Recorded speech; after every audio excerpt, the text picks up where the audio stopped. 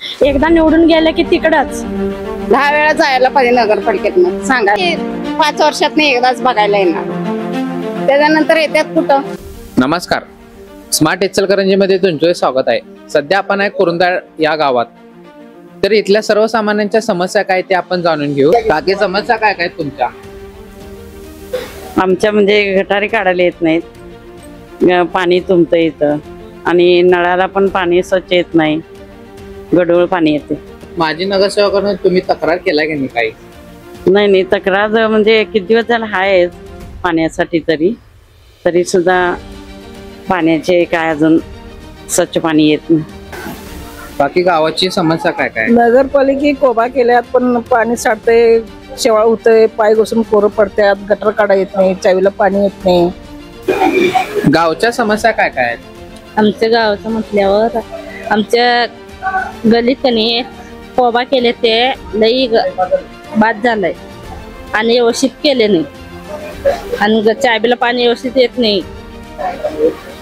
मग आता जे उमेदवार तुमच्याकडे मत मागायला यायला त्यांच्याकडनं तुमच्या काय अपेक्षा आहे? आमच्या दारात जरा चांगलं केले की नाही, आम्हाला काय नाही, त्यांनी केले की आम्ही त्यांना मत देतो.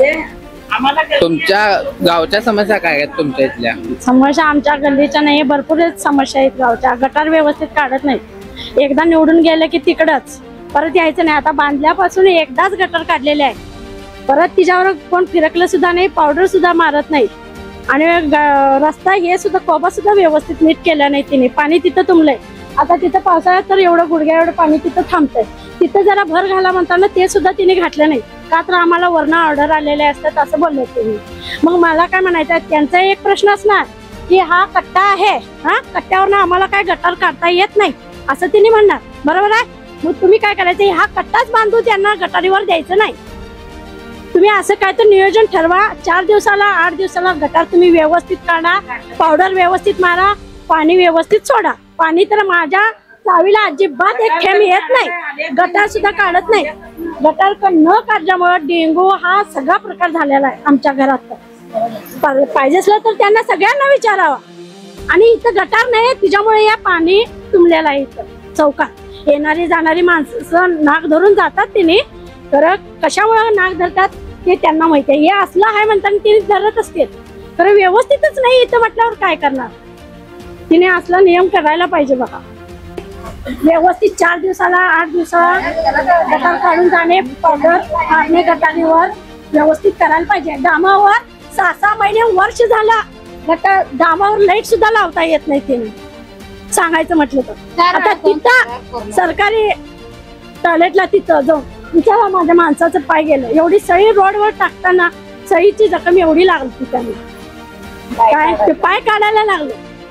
आणि एवढंच काय, सळेवर कोण पण राहून दे, बांधकाम करताना रोडवर सळ्या टाकू नये बघा. आणि तिथं लाईट नव्हती, 8-9 महिने झालं लाईट नाही आहे तिथं. मी तर प्रत्येक वेळा सांगतो, आमच्या तिथं आहेत नगरपालिकेची माणसं, त्यांना माहिती आहे की लाईट नाही. हा मटेरियल सप्लाय, हे सप्लाय, ते सप्लाय झालं. आणि पुन्हा बघूया, खरं त्याच गल्लीत, परक्या गल्लीत आता मी आहे तिथं कामाला, तिथंच तिने काय करतात माहिती आहे, एक 15 दिवसाला 8 दिवसाला लाईट कुठली गेले कामावर, डामावरची गटार व्यवस्थित काढले की नाही असं तिथं प्रश्न विचारतो. खरं आमच्या गल्लीला कोण सुद्धा येत नाही, आम्हीच काढायला पाहिजे. काय करता आता, खरं म्हटलं तर सांगून सांगून थकलोय आता आम्ही, सांगायचा प्रश्नच नाही आहे. अडचण व्हायला लागली आणि ते व्यवस्थित रस्ता करायला हवा. आणि येताना वाटत धुणं भांडी सगळं करत बसतात, यायला अवघड, म्हातार माणसासनी यायला अवघड. ते सगळं सरळ करायला हवा आणि गटारी तेवढी काढायला हवा. मतदान करणार आहे, कोणाला करणार? पक्ष बघून करणार, विकास बघून? विकास बघूनच किंवा असं नाही, विकास बघून करणार. खरं तिने आले की 5 वर्षात एकदाच बघायला येणार, त्याच्यानंतर येतात कुठं.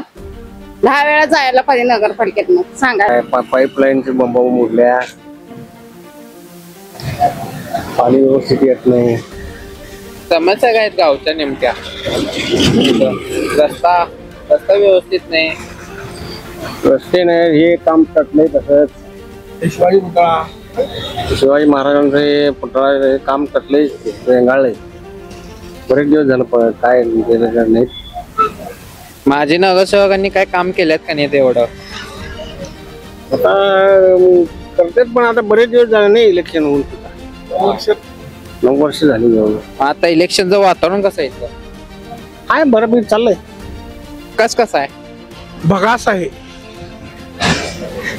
काही सगळ्यांचं दुर्लक्ष आहे इकडं. आम्ही विकासाकडे बघून मत देणार.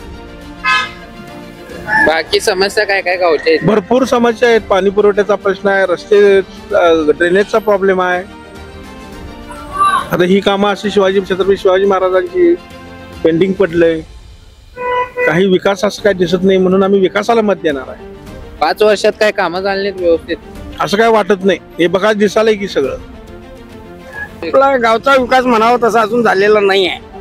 समजलं का? आम्हाला अपेक्षा आहे आमच्या गावचा विकास व्हावा. कुठली का पार्टी येणार, आमच्या गावचा विकास व्हावा. आमचं जरा ही समस्या, आमची गरिबांच्या बघा गाडी बिड्या आहेत, त्यांचं काहीतरी विल्हेवाट लावून आपलं आम्हाला कुठेतरी जागा बिगा मिळावी आणि आज जरा मिळालं तर बांधून मिळालं तर आम्हाला बरं होईल असं आमची अपेक्षा आहे. कुठलीही पार्टी होती, आम्हाला त्याच्याशी काही हे नाही आहे. 50% सुधारणा झाल्यात, 50% व्हायचे. गटारी म्हणा, लाईटची, पाणी चांगलं स्वच्छ पाणी मिळावं या कुरुंदवाड शहराला, ह्या जनतेला. हीच आणि परत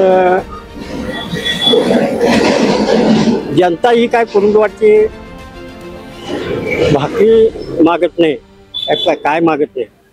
खरं त्यांच्या समस्या काय असतील घरगुती किंवा काय, हे नेत्यांनी सोडवलं पाहिजे.